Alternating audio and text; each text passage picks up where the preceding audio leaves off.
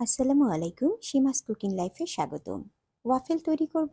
তার জন্য প্রথমেই রুম টেম্পারেচারে থাকা 2টি ডিম 1/4 কাপ চিনি দিয়ে ফেটে নিব।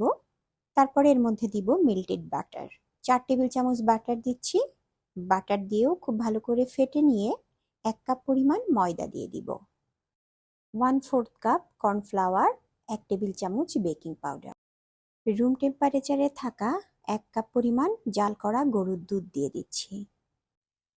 এখন স্বাদের ব্যালেন্সের জন্য একটু লবণ এবং 1 চা চামচ ভ্যানিলা এসেন্স দিয়ে সবকিছু খুব ভালোভাবে মিশিয়ে নিব। ব্যাটারটা যখন এভাবে টেনে টেনে ধরবে তখন ঢাকনা দিয়ে ঢেকে 30 মিনিটের জন্য রেস্টে রাখবো। আমার একটি ওয়াফেল মেকার লাগবে।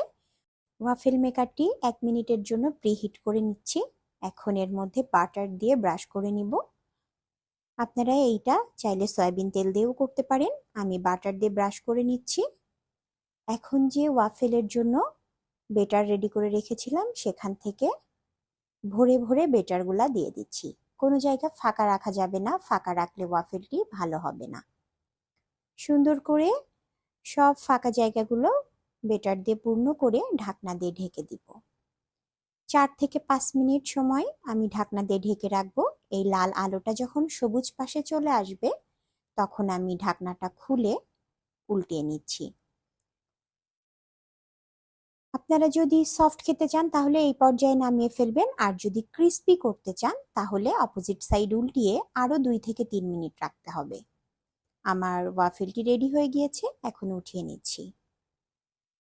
একইভাবে আবারও বাটার ব্রাশ করে আরো 2টি ওয়াফেল বানিয়ে নিচ্ছি। একইভাবে ব্যাটারগুলো দিয়ে দিচ্ছি।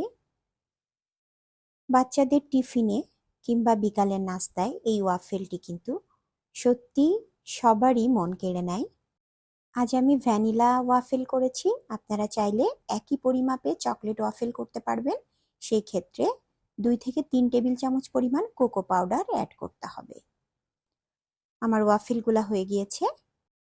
একটা স্টিলের র্যাকের উপরে ওয়াফেলগুলা ছড়িয়ে দিব যাতে 2 দিক থেকে বাতাস লেগে ওয়াফেলগুলা ঠান্ডা হয়ে যায়।